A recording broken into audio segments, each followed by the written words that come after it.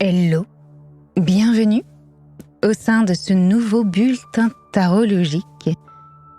On se retrouve en ce mois de décembre pour visiter ensemble ce nouveau concept que je t'ai proposé il y a 2 mois maintenant, donc tu le sais, une invitation à visiter ensemble une arcane pour découvrir un peu les énergies qui s'offrent à nous durant ce mois à venir. Donc chaque mois, je tire une carte de tarot et je te propose de plonger ensemble au sein de cette ambiance, de son message, de son interprétation, afin de découvrir ce qui nous attend. J'ai donc pigé une carte pour ce mois de décembre 2023 et c'est l'As de Pentacle du Dark Mansion Tarot, toujours ce tarot un peu hivernal, je trouve qu'il est parfait en ce moment, qui est sorti. L'As de Pentacle. Alors déjà, si tu t'y connais en tarot, si tu ne t'y connais pas, tu le sais peut-être, mais l'As de Pentacle, c'est une carte qui nous parle d'énergie déjà de renouveau, puisqu'on est sur une carte d'As, un nouveau commencement. Ici, on parle de Pentacle ou denier en fonction des écoles. Donc, c'est-à-dire, on parle de quelque chose de vraiment concret dans la matière qui peut être relié à notre vie professionnelle, à notre quotidien, à notre santé, à notre corps aussi, tout simplement. Donc, il y a vraiment la notion, comme un nouveau bourgeon, d'ailleurs, on le voit sur la carte, il y a des fleurs tout autour de l'As, qui est en train de naître au monde. Qu'est-ce que ça peut nous raconter concrètement ? Un As de Pentacle pour un mois à venir, donc pour le mois de décembre, là, en l'occurrence. De mon côté, ce que j'ai perçu déjà, le premier message qui m'est venu, c'est je vois cet As-là qui est au-dessus de cette colonne. C'est un peu cette quête.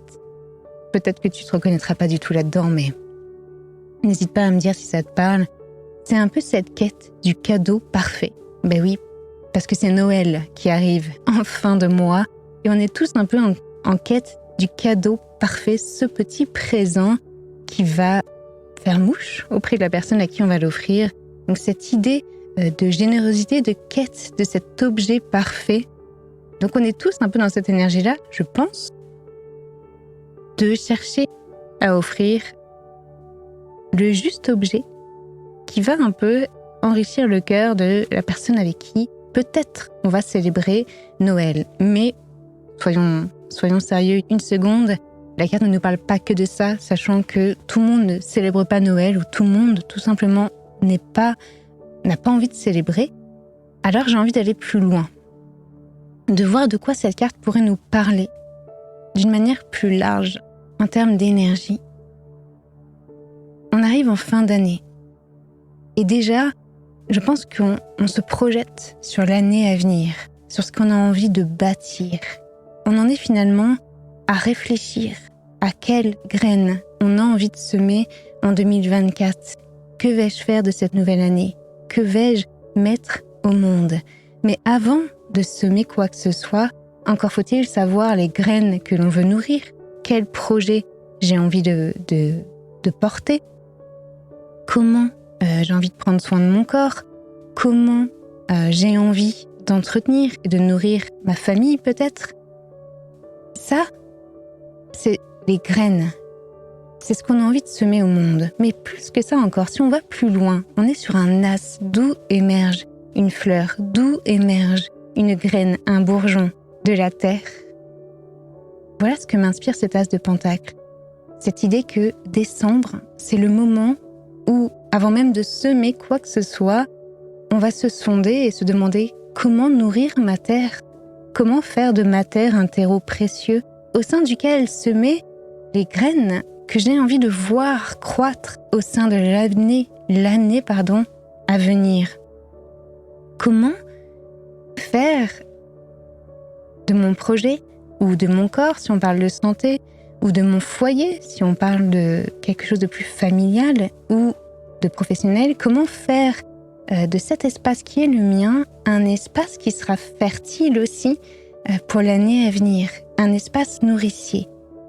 Le mois dernier, on était sur l'énergie justement de la Lune, parce qu'on était dans l'énergie du Scorpion aussi, au mois de novembre.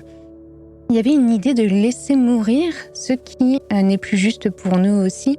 Avec le Scorpion, je parle, se délester peut-être de ce qui nous a pesé cette année, de ce qui n'a pas fonctionné, de ce qu'on n'a pas envie d'emporter avec nous.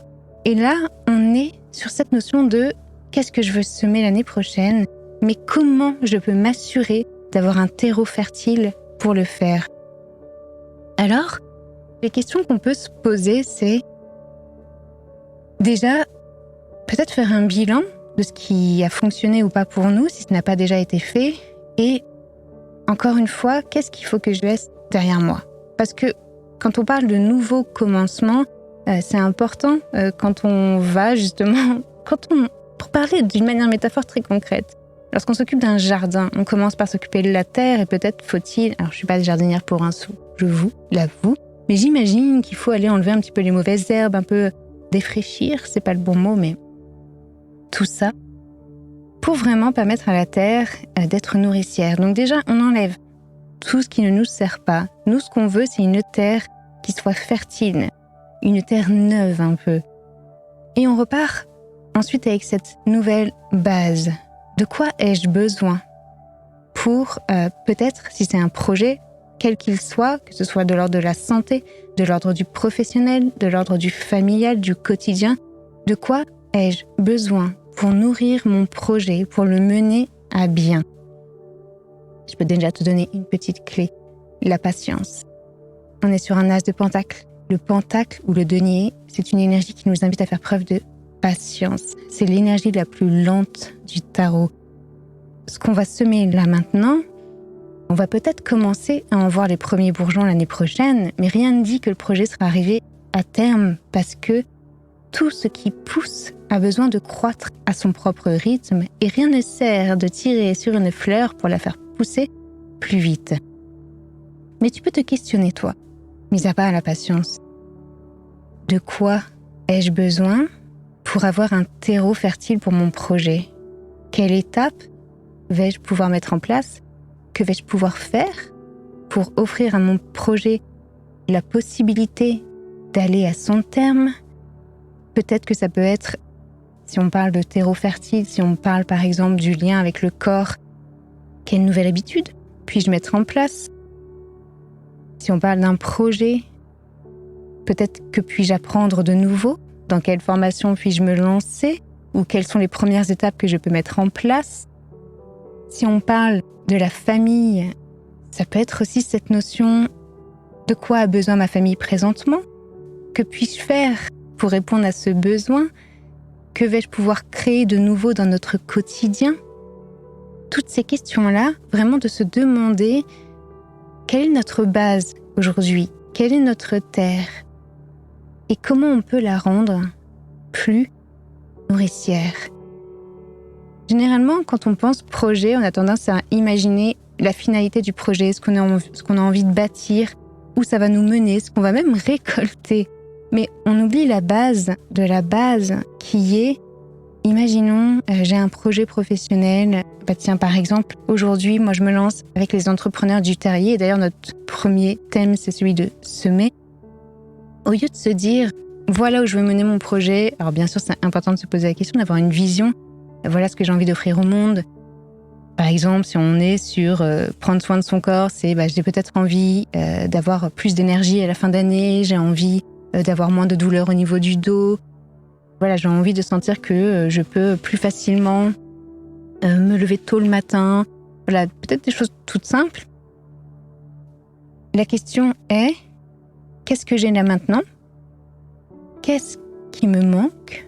Et de quoi vais-je avoir besoin pour être sûre d'aller au bout de mon projet, donc de tenir tout au long de la route? Quel est ce support, un peu comme ce pilier sur lequel ce pentacle est? Quel est ce support dont je vais avoir besoin?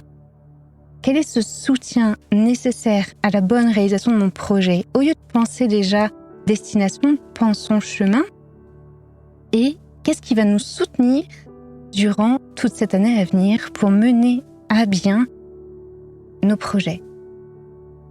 Comment faire de notre terre, sur quoi on doit miser là maintenant, comment faire de notre terre une énergie nourricière et fertile pour semer en cette fin d'année, en ce début d'année 2024, les graines que l'on aspire à voir naître au monde.